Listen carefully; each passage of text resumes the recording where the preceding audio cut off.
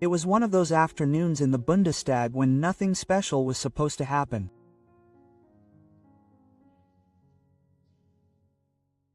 Agenda items, routine speeches, a tired nod here, a bored yawn there. The cameras were rolling, and the viewers outside in front of the screens weren't expecting any surprises.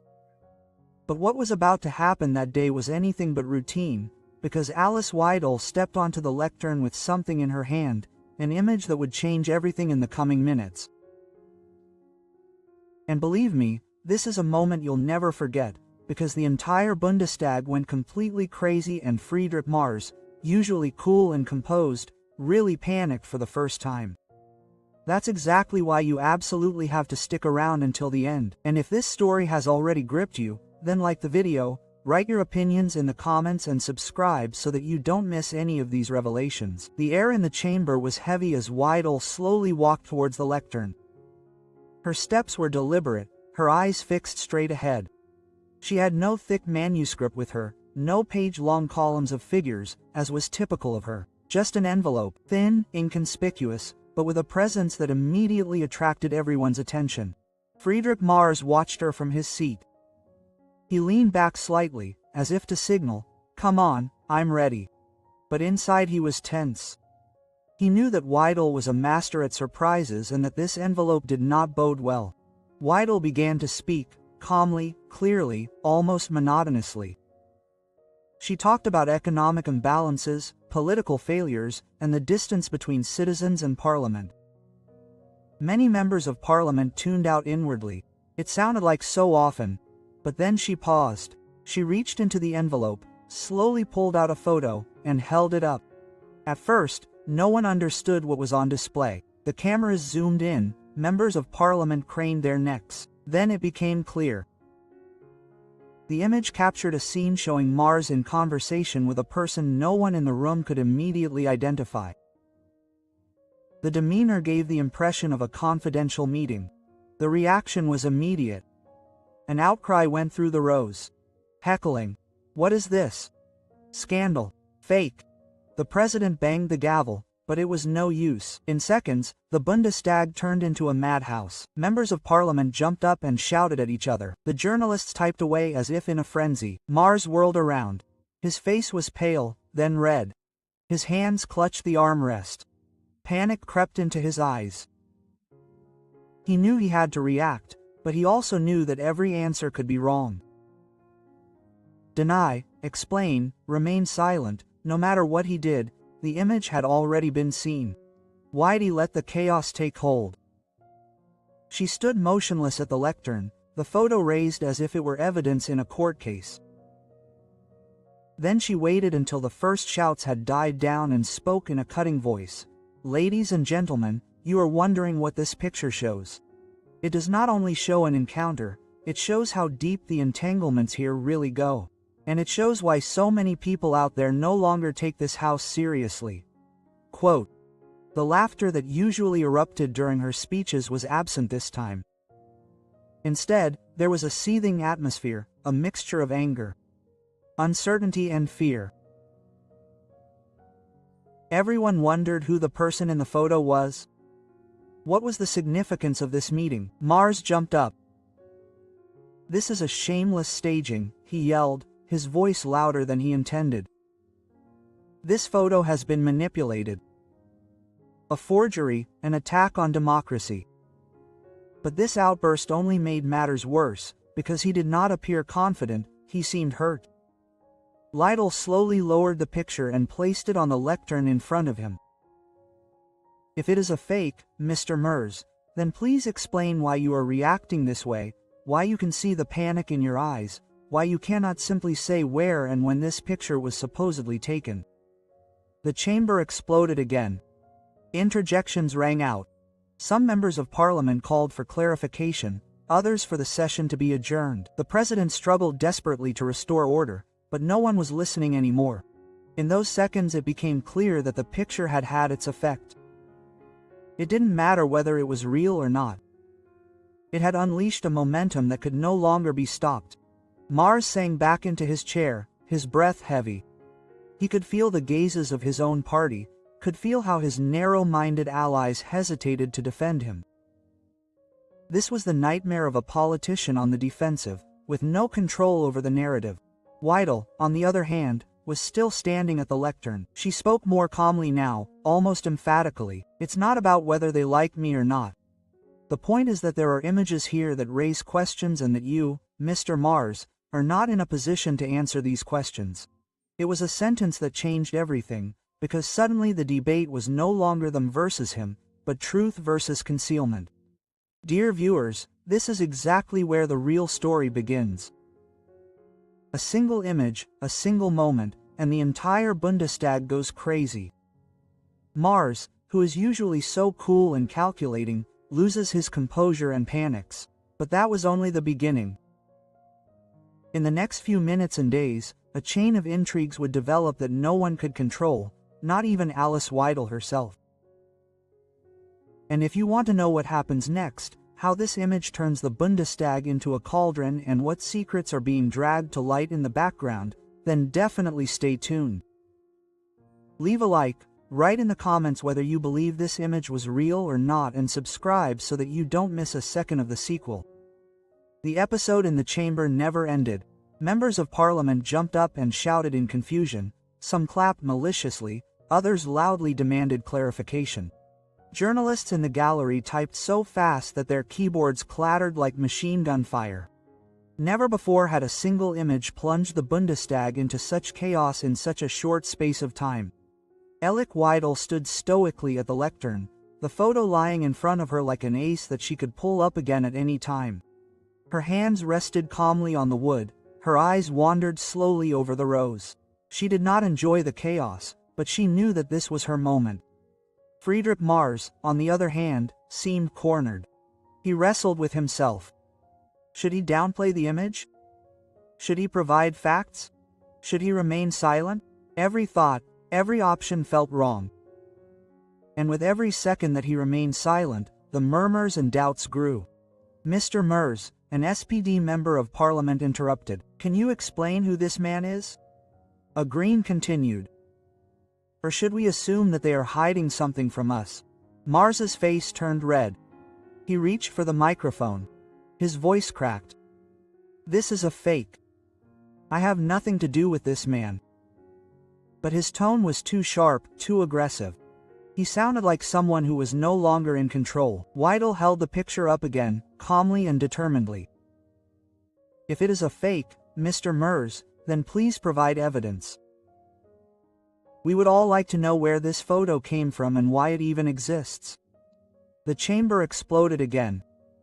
Heckling, investigation, scandal, resignation. The president hammered desperately with the gavel, but no one paid her any attention anymore. It was as if the parliament had lost all sense of order in a matter of seconds. At that moment, Mars felt something he had rarely experienced. Panic, a tingling sensation on his neck, sweat on his forehead, a heartbeat that was beating too fast. He knew that he couldn't go on like this, so he decided to try to escape by running forward. He jumped up, stormed to the lectern himself, and grabbed the microphone. I will not let Ms. Weidel make a fool of me here, he yelled. This photo is part of an intrigue. It is intended to discredit me. It is intended to destabilize us all. Weidel took a step back and let him continue. She knew that every word he spoke in this tone would be like fuel on the fire. Quote, You, Ms. Weidel, Mars continued, are nothing more than the tool of this intrigue. You are playing the game of those who want to weaken our country. And if you spread this image, you are also guilty. Some members of parliament applauded, but it was not unanimous applause. Others shouted in between. It was a picture of division, and Mars stood in the middle of it all, more as a defender than a leader. Weidel waited until the noise died down. Then she stepped back to the microphone. Her voice was calm, almost quiet, and that made her stronger. Quote, Mr. Mers, if I am a tool, then please tell me whose tool? Who took this picture? Who distributed it? What made it so difficult for them to give a clear answer now? Silence. A moment in which the tension was palpable. Mars struggled for words, but they did not come. He briefly lowered his gaze, and this moment of weakness was immediately captured by the cameras, by the journalists, by everyone watching. Then something happened that no one had expected. A member of parliament from Mars's own ranks stood up. Quote, "We cannot leave these questions hanging in the air," he said loudly. "We need a committee of inquiry." That was a stab in the heart, an attack from within our own ranks. The chamber roared again, this time even more violently. The calls for clarification grew louder and louder until the president had no choice but to adjourn the session. Weidel slowly left the lectern, the picture in her hand, accompanied by countless stares. She had not only forced Mars onto the defensive, she had set in motion a process that could no longer be stopped. A state of emergency prevailed outside in the hallways. Journalists stormed towards her. Cameras flashed, microphones were pressed into her face. "Ms. Weidel, where did you get the picture? Who is the man in it? Was this all planned?" She smiled briefly and answered evasively, "The truth will come out. You can be sure of that." Quote, then she continued on her way, bypassed by assistants who were trying to push the crowd back. Meanwhile, Mars disappeared through a side exit. He wanted to escape the questions, to gain time, but inside him the certainty was growing. He had fallen into a trap from which he would not be able to free himself so easily. That same evening, he met with the confidants of his fears. This was no coincidence, he growled. Someone had deliberately staged this image and Weidel was just the messenger. An employee asked, but who was behind it? Mars clenched his fists. "We'll find out right away." At the same time, Weidel was sitting in her office, the image in front of her on her desk. She looked at it for a long time. It was no ordinary photo, not a snapshot. It had been professionally taken from a perspective that suggested intimacy. Someone had known exactly how to capture a scene that would raise questions. Suddenly, her cell phone vibrated. An anonymous message. That was just the beginning. She felt goosebumps. Someone was playing a game and they were right in the middle of it. Dear viewers, this is where things get exciting, because in part 3 you will find out who is really pulling the strings in the background, how Mars is trying to fight back from the panic, and what intrigue is revealed that is drawing both Weidel and Mars into a web that is bigger than their ancestors. Let me know in the comments whether you think this picture was real or part of a planned plot. And don't forget to subscribe to the channel, because you definitely don't want to miss the twists and turns that are still to come. Berlin was in a state of emergency. The morning after the heated session, the images of the Mars panic dominated all the news, talk shows, online portals, and radio commentaries. Everywhere people were discussing the photo that Weidel had shown. It wasn't just the authenticity that was in the air, but also the question of who was behind the publication. Weidel sat in her office, the blinds half closed, her coffee cup long since cold. In front of her lay the picture, which had now been shared millions of times online. It felt as if she had been stabbed with a sharp blade. In her hand, a tool that could endanger those injured, but also herself. Her closest aide stepped in nervously. "There's a new leak." He placed a tablet on the table, on it a second picture. March again in conversation, this time in a lobby bar, apparently engrossed with the same unknown man. It was taken from a different angle, razor sharp. Both stared at the photo. "This is no coincidence," she whispered. "Someone wants to destroy him and is using me as a tool." At the same time, a few floors below, March was raging.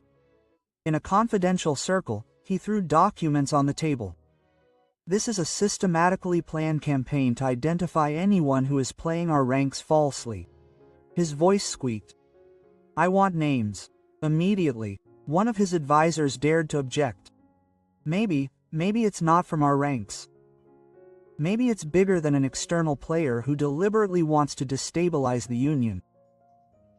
Matt snorted. "Bigger. This is a targeted attack and someone in this house is involved." The next session began in the afternoon. As soon as we entered the chamber, you could feel the atmosphere was electric.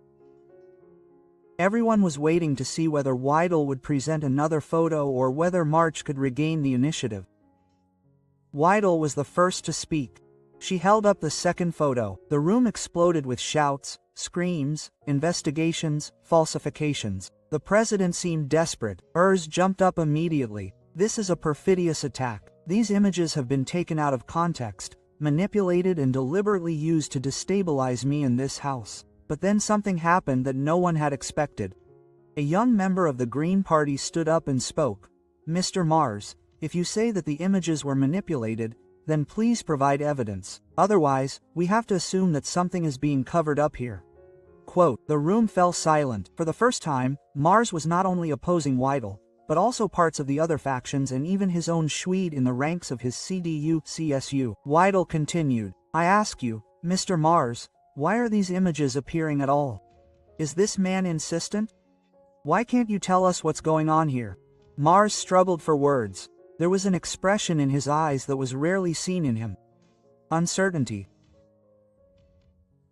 He spoke of conspiracies, of attacks on democracy, but every sentence seemed like an attempt to gain time. Suddenly, the lights in the room went out briefly, then the large screen flickered. A third image appeared, this without Weidel's doing. Mars, the same man, a different setting. Below that, connections were superimposed that could not be denied. Chaos screams, members of parliament jumped to their feet. The president had the session interrupted. Security forces rushed in. A hacker attack in the middle of the Bundestag. Weidel stood there like a starter. She had never seen this image before. It was clear that someone else was playing this game. Someone who had resources she had never even dreamed of. March broke out in a sweat. He wiped his forehead with a handkerchief, his hands trembling. It was no longer panic, it was sheer fear. Behind the scenes, new alliances were immediately forming. The SPD and the Greens called for a committee of inquiry. The FDP wavered, but even within the CDU-CSU there were voices saying that March had lost control. That evening, Weidel sat alone in her office. Her mobile phone vibrated again with the anonymous message. You have seen how easily a system can be destabilized, but you decide the end result. She stared at the screen. Whoever was behind these revelations had plunged not only Mars but the entire Bundestag into chaos, and she was the face that triggered it all. Mars, on the other hand, retreated. He knew he couldn't continue like this. In a confidential conversation, he quietly said to a confidant, if we don't immediately find the person who is spreading these images, I will be politically dead. Friends, this is where the story comes to a head. In part 4, you will find out who is really behind the images, what intrigue shook the Bundestag, and why in the end not only Mars but also because of it had to make a surprising decision. Write in the comments whether you believe that the images are real or part of a gigantic deception. And don't forget to subscribe to the channel, because the finale will blow your mind. The next morning, Berlin was paralyzed. Every newspaper, every news program talked about only one topic, the mysterious images from Mars. Talk shows were full of experts arguing about whether the footage was genuine or a clever forgery. But everyone agreed, the Bundestag had never experienced anything like it before. Edith Weidel drove to the conference early. She appeared composed on the outside, but inside she was in a state of turmoil. The anonymous messages, the images of the hacker attack. It was obvious that someone had planned this game long in advance. But who and why? Friedrich Mars appeared a short time later, pale, aged, his steps heavy. He knew that this day would decide his political future. His parliamentary group was divided. Many openly doubted his leadership. Some were already whispering about a successor. The president opened the special session. Today, we are facing an unprecedented process. It concerns the origin of the images, possible manipulation and the question of how we can regain trust. Weidel was the first to be asked to speak at the lectern. She placed the first image in front of her and took a deep breath. I did not fake this photo. I didn't stage it either.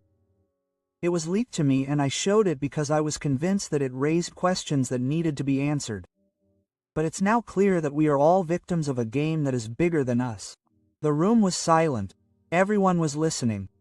The question is no longer whether Mr. Mers met this man or not. The question is, who leaked these images? Who hacked the Bundestag? Who wants to incite us against each other? Her voice became firm. If we continue to tear each other apart, then we will be fulfilling the very purpose of this intrigue and that must not happen. Then Mars stepped up to the podium. All eyes were on him. His voice was rough but composed. Yes, I met this man. Once at a public event. It was a handshake, nothing more, but it turned into a campaign. A campaign that was supposed to destroy me in this house. And I admit that I reacted incorrectly.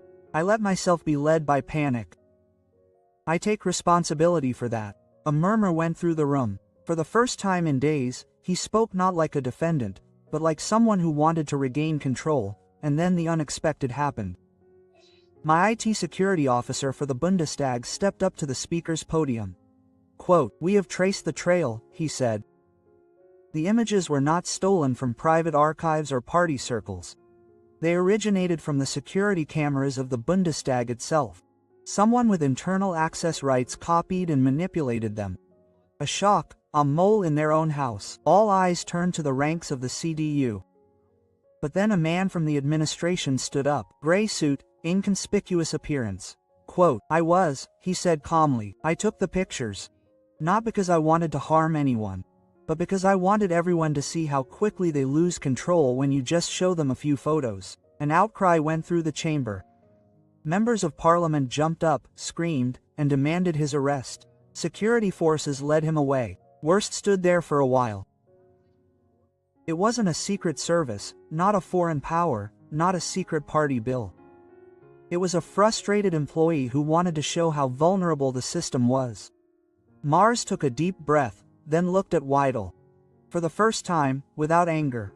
Quote, "You and I," he said quietly into the microphone, "we let ourselves be driven against each other. But in the end, we both fell victim to the same intrigue. Perhaps it's time for us to stop being mere opponents and to work together to prevent something like this from happening again." Weidel hesitated, then nodded. They owe it to the people outside to rebuild trust, and we can only do that if we stop letting ourselves be used. The chamber responded with applause.